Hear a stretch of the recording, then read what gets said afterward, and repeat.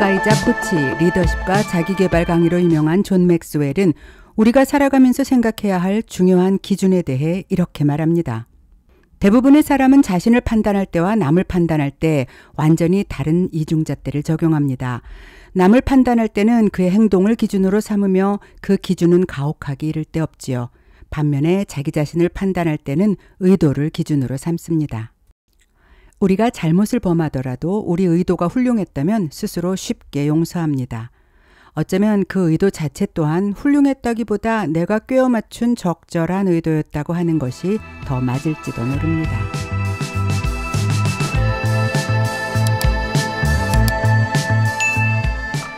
그 친구가 이러저런 행동을 한 것은 그 상황과 의도가 어쨌든 간에 행동 자체로 잘못된 것이고, 내가 한 행동은 설령 그것이 잘못된 것이라고 하더라도 내 의도는 그런 것이 아니었다.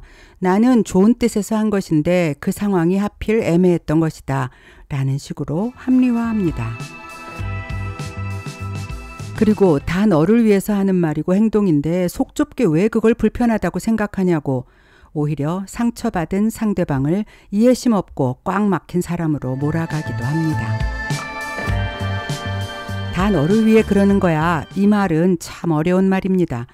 이해력이 딸리는 사람이 아닌데도 누군가 나에게 이런 말을 하면 순간 내가 모르는 어떤 숭고하고 대단한 세계가 있는 것인가? 왜 나를 위한다는 상대방의 말이 나의 어떤 부분에 위함을 주는 것인지 도대체 알 수가 없는 것이지? 라는 당혹감에 휩싸이게 되니까요. 아니, 그런 생각을 할 겨를도 없이 우선 치밀어 오르는 거부감과 불쾌함에 대부분의 경우 그런 말을 한 상대방에 대한 반감부터 폭발해버리고 말지요. 다 너를 위해서 그러는 거야 라는 말 속에는 듣는 사람의 지적 수준이 떨어져서 호의로 하는 행동이나 말도 제대로 알아듣지 못한다는 말도 안 되는 우월감이 공고하게 자리 잡고 있는 경우가 많습니다.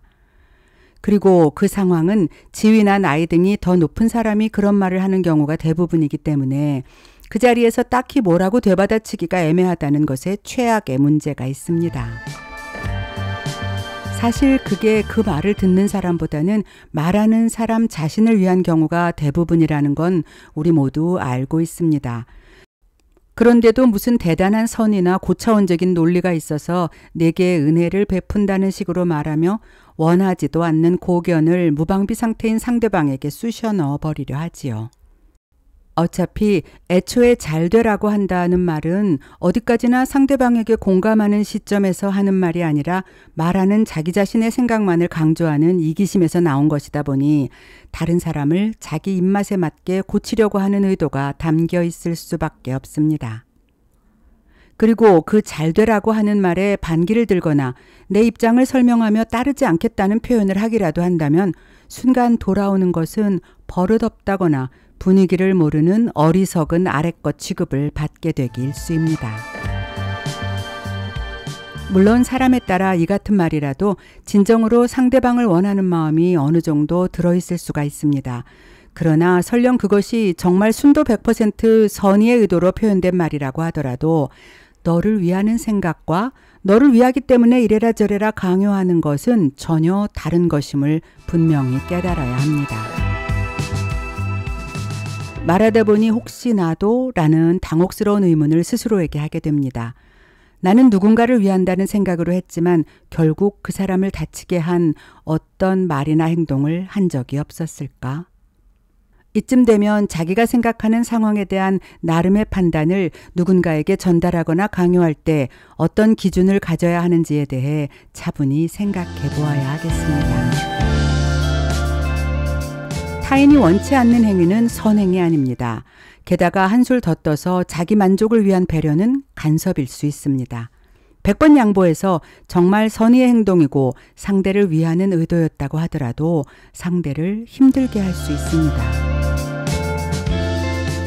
인간은 자신이 좋은 뜻으로 하는 것이라면 타인의 일에 얼마든지 개입해도 된다고 착각하는 경향이 있습니다. 그러나 사실 좋은 뜻으로 하는 것이라고 하더라도 그것은 따지고 보면 자신의 기대를 충족시키기 위한 행동이 대부분이기 때문에 타인이 거절하거나 받아들이지 않으면 크게 실망을 하게 됩니다. 도움으로 혹은 도움을 빙자하여 타인을 바꾸고자 하는 것은 정신적인 폭력이며 통제입니다.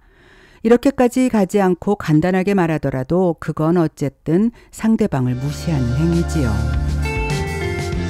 명심보감에는 비록 어리석은 사람이라도 남을 꾸짖는 마음은 명확하다.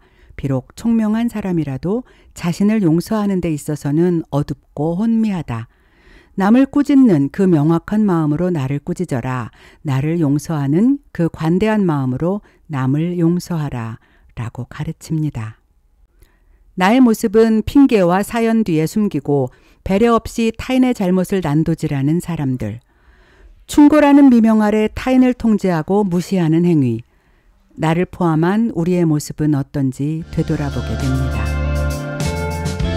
탈무드에도 이런 말이 있습니다. 남을 헐뜯는 가십은 살인보다도 위험하다. 살인은 한 사람밖에 죽이지 않으나 가십은 반드시 세 사람의 인간을 죽인다. 즉 가십을 퍼뜨리는 사람 자신, 그것을 반대하지 않고 듣고 있는 사람, 그리고 그 화제가 되는 사람이다.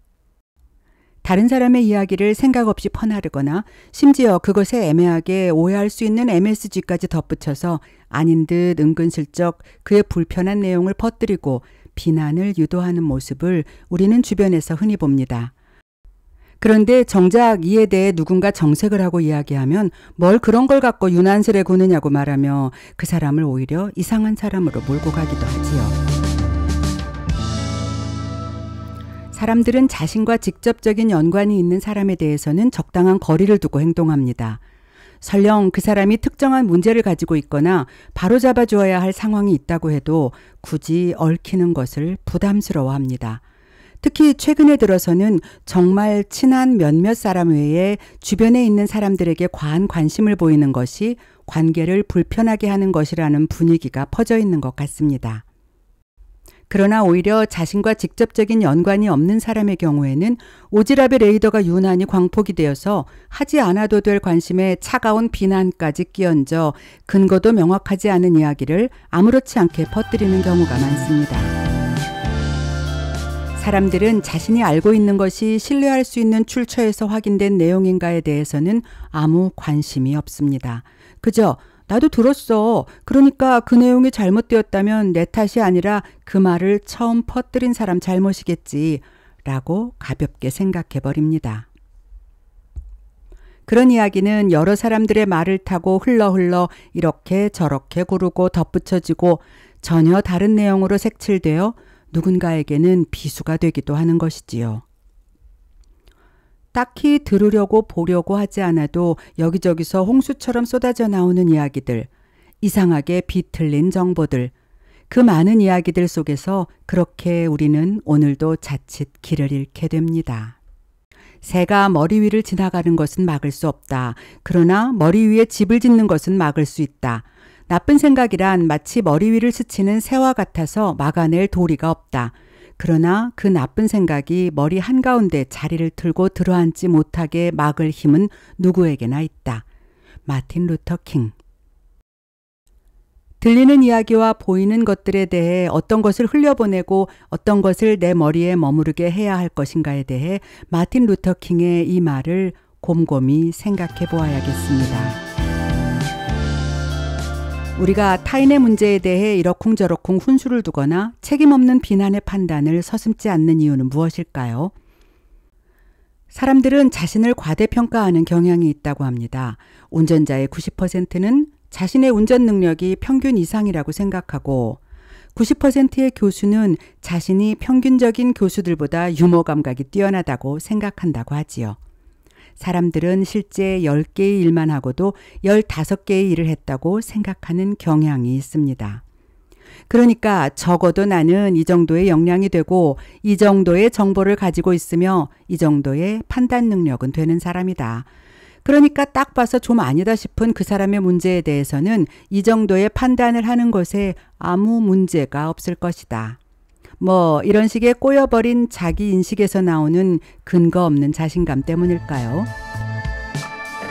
탈무드에는 이런 말도 있습니다.